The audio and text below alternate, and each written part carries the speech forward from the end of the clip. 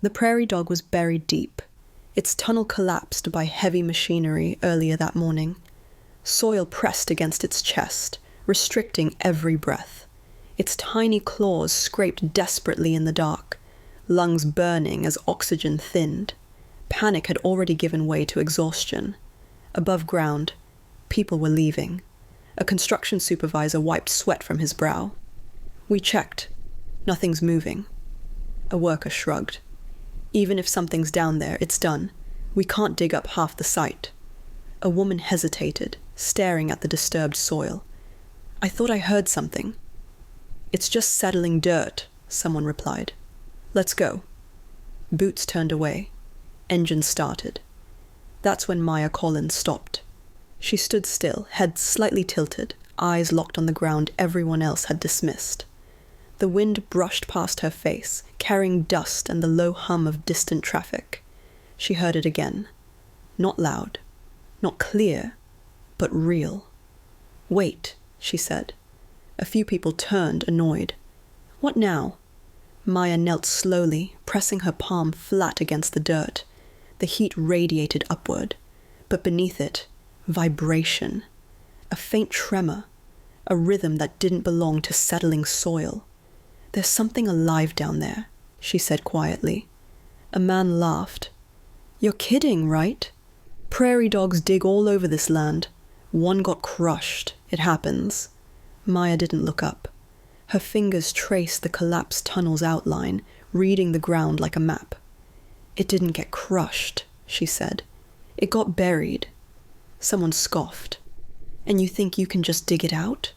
She stood, brushing dirt from her hands. Yes. The laughter came louder this time. With what? Another worker asked. Your hands? Maya picked up a small shovel from the edge of the site. If that's what it takes. You're wasting time, the supervisor snapped. We're behind schedule. Maya met his eyes. Calm. Unmoved. Then leave, she said. I'll stay. They did. Engines faded into the distance. Dust settled.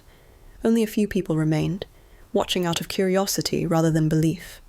Maya dropped to her knees and began digging. Each scoop of dirt was careful, measured. She listened more than she dug, pausing often, ear close to the ground. The prairie dog below was barely moving now, chest compressing shallowly, body pinned in darkness. Minutes passed. Someone muttered, She's insane. Another whispered, It's already dead. Then Maya stopped digging abruptly. She pressed her ear to the hole. There it was again, a scrape, a breath. Her heart tightened. She leaned closer. I hear you, she whispered. Hold on. A man behind her shook his head. You're imagining it. Maya didn't respond. She reached into her bag and pulled out gloves, a small flashlight, and a compact air tube. Movement smooth. Prepared. That was when doubt crept into the crowd. Why does she have that? Someone asked. Maya's ear inserted the tube gently into the narrow opening and blew air slowly, carefully. Seconds later, the dirt shifted faintly from below. A gasp rippled through the onlookers. Oh my God! It's alive! Maya kept digging. Sweat ran down her spine. Her arms burned. The sun dipped lower, shadows stretching across the prairie. She worked silently, deliberately, widening the tunnel without collapsing it further. Then the ground shifted. Too much. A section of soil caved in. The crowd cried out. Maya froze instantly. Hand steady, breath controlled. One wrong move now would crush the space she'd created. She whispered something under her breath. A single word. A call sign. Not meant for anyone else. The prairie dog below stirred faintly, claws scratching weakly against the dirt. Maya adjusted her angle, redistributing pressure, digging sideways instead of down. Her training took over, every movement calculated. A siren sounded in the distance. Someone had called wildlife services. A woman behind her murmured, "Who is she?" Maya didn't answer. Her fingers broke through into open space. Warm air rushed upward. And for the first time since the collapse, The prairie dog inhaled fully. The crowd went silent. Maya reached deeper, carefully widening the opening, her breath shallow now, muscles trembling with effort.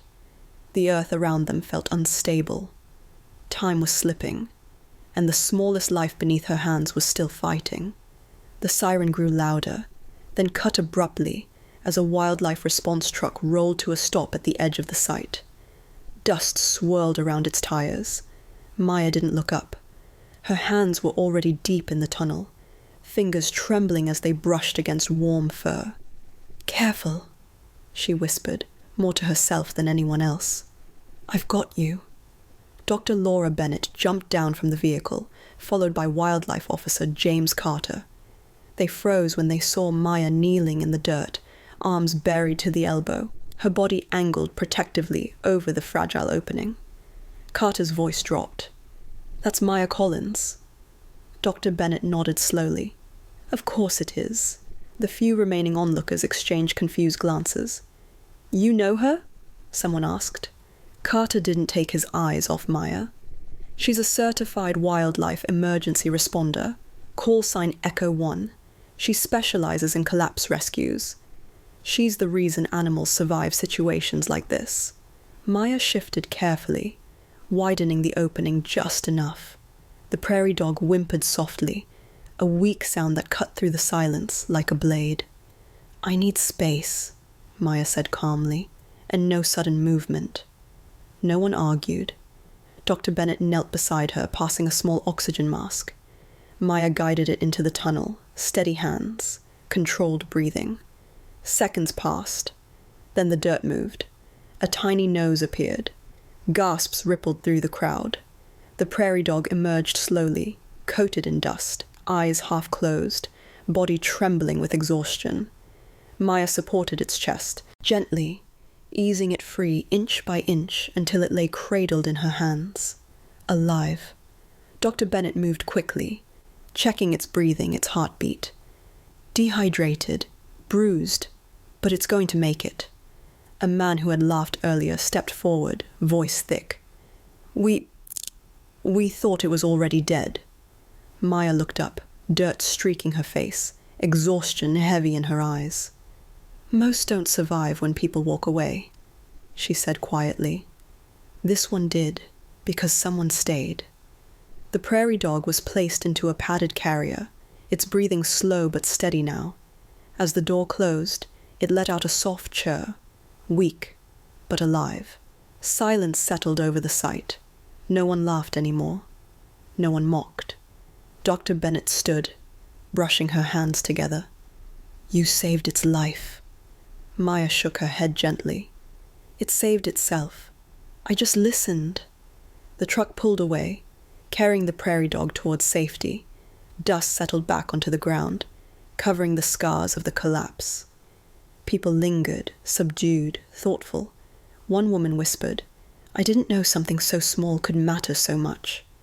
Maya stood, wiping her hands on her jacket, gaze fixed on the empty patch of earth. "Every life matters," she said, "especially the ones no one thinks to listen for." She walked away quietly, no applause following her, no cameras raised, just understanding. Because courage doesn't always arrive loudly. Sometimes it kneels in the dirt. Sometimes it hears a sound others ignore. And sometimes, because one woman refused to walk away, a small voiceless life was given another chance to breathe.